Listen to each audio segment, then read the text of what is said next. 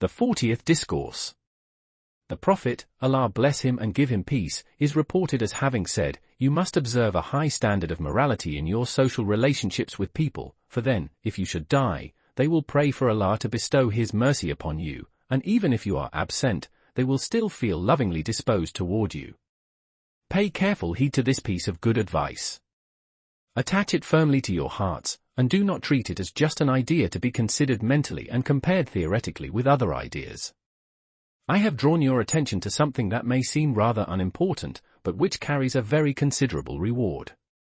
How splendid is a good moral character, for it is a source of comfort to its owner, and to other people as well, and how disgusting is a bad moral character, for it is a weary burden to its owner, and a cause of pain to others.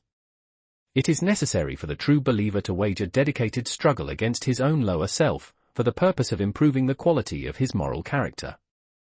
He must impose this particular discipline upon it, just as he must strive to train it in all other forms of worshipful obedience.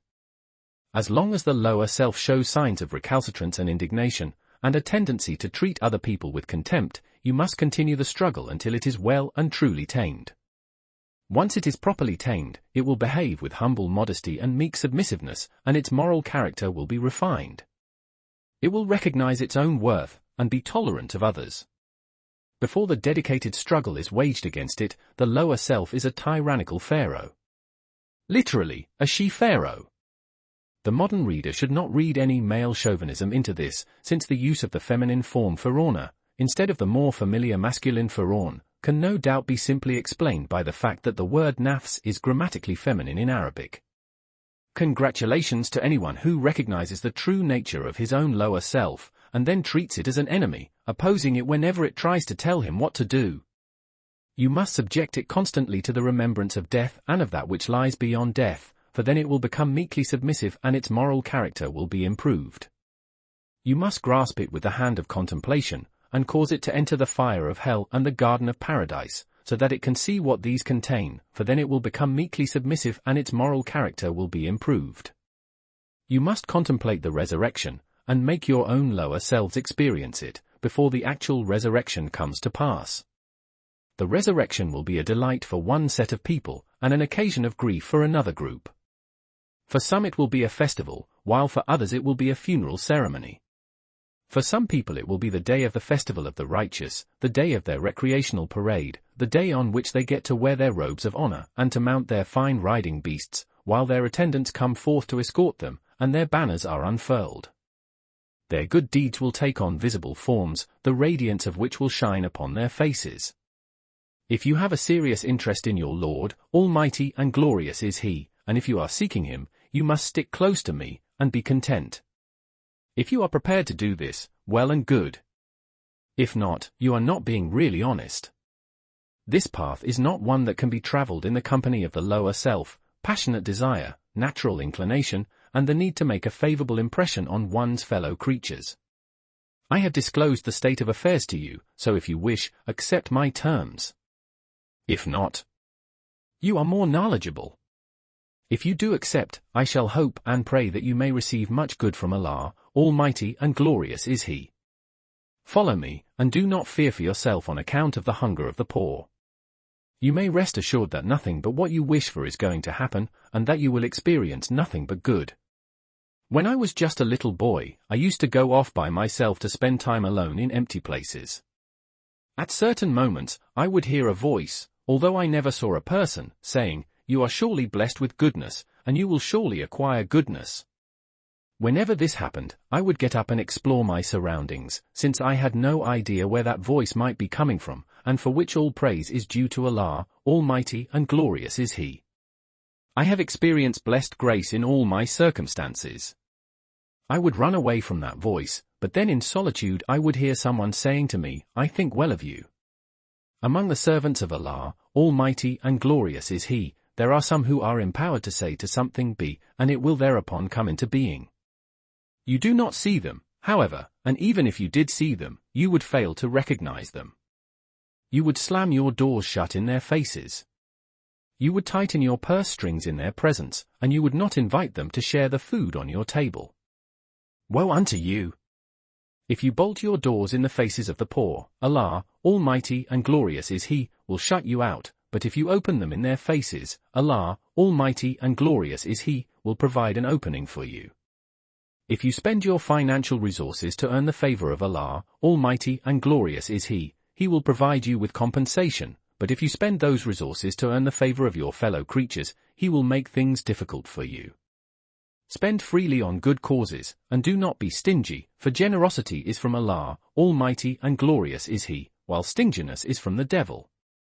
As Allah, Almighty and Glorious is He, has said, the devil promises you poverty, and instructs you to behave with gross indecency. 2:268. This is in contrast to what Allah, Almighty and Glorious is He, has promised you, namely, compensation in return for charitable expenditure, for He has said, exalted is He, and whatever thing you shall expend, He will replace it. 34:39. Woe unto you! You lay claim to Islam, yet you disagree with the Messenger, Allah bless him and give him peace, and you introduce into his religion whatever novelty your whims and passions desire. You have been telling a lie concerning your Islam. Far from being a faithful follower, you are in fact a heretical innovator.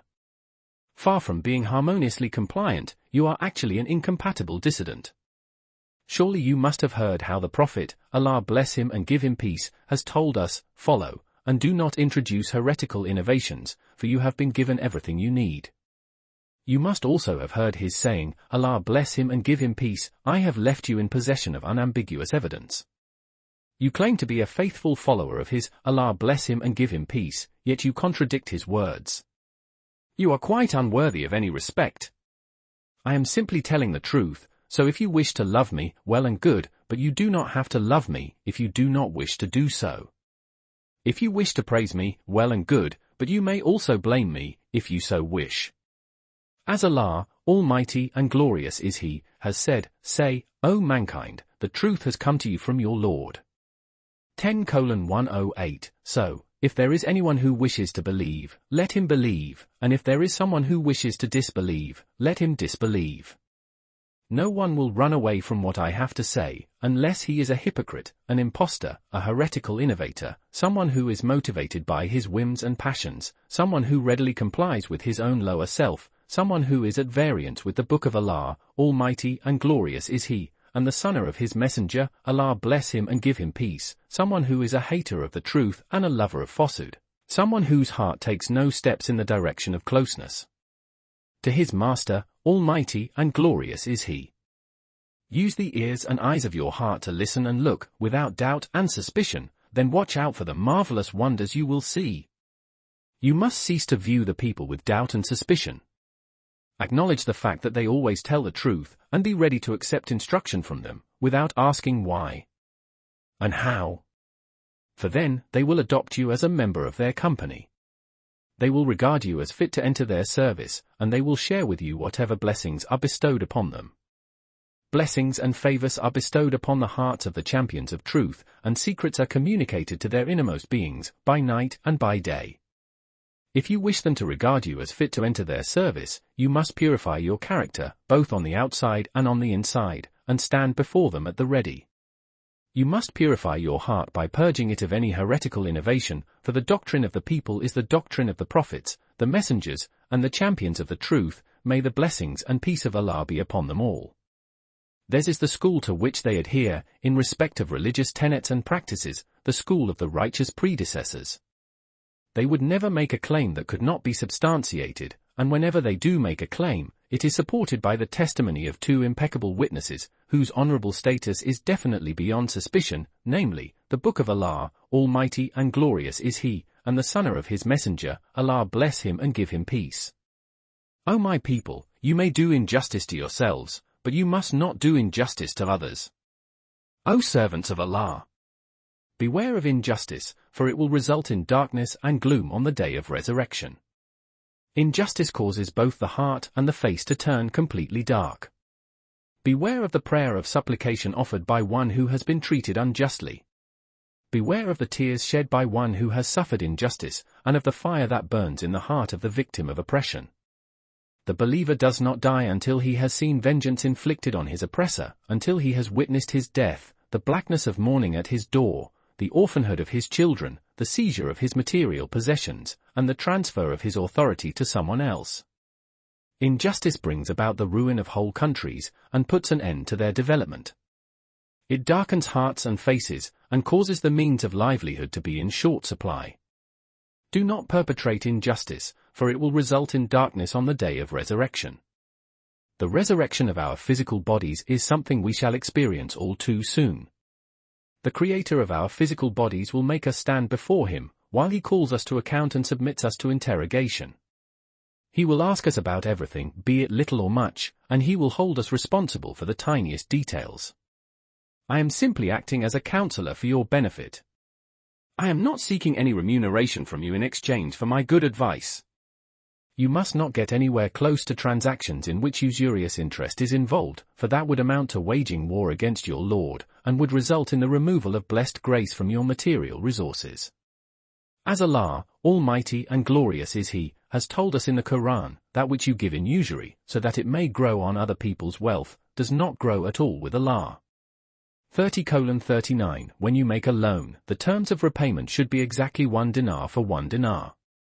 If anyone among you is capable of making a loan to a poor person, and of waiving the repayment after some time for the sake of Allah, he should certainly do so. He will thereby make that person happy on 2 occasions, first by means of the loan itself, and then again by the waiver. You should do this with a sense of relying on your Lord, Almighty and glorious is He, and having confidence in Him. He will surely provide compensation, reward you, and bless you for it. You must make every effort to avoid turning the beggar away empty-handed. Give him whatever you can readily afford, however little it may be, for a little something is better than total deprivation. If you really cannot come up with anything at all, you should at least refrain from shooing him away with angry words. Try to say something kind and gentle to him as you send him on his way, so that you do not break his heart with utter disappointment. The face of this world is very changeable indeed, its complexion varies with the alternating of the night and the day. Whenever someone dies, he actually experiences his personal resurrection, and becomes aware of what he has to his credit and of what is counted against him. Everything has its terminating counterpart. Well-being is terminated by affliction, affluence by poverty, life by death, honor by humiliation. All of these things are opposites.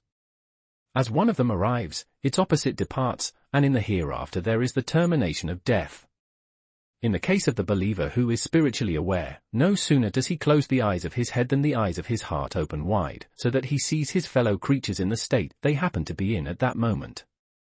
Then, as soon as the eyes of his heart have closed, the eyes of his head open wide, and he sees the Lord of truth, Almighty and glorious is He, and His ways of managing the realm of creation. As soon as the Lord of truth makes His presence felt, the realm of creation departs. As soon as the hereafter makes its presence felt, this world departs. As soon as honesty makes its presence felt, lying departs.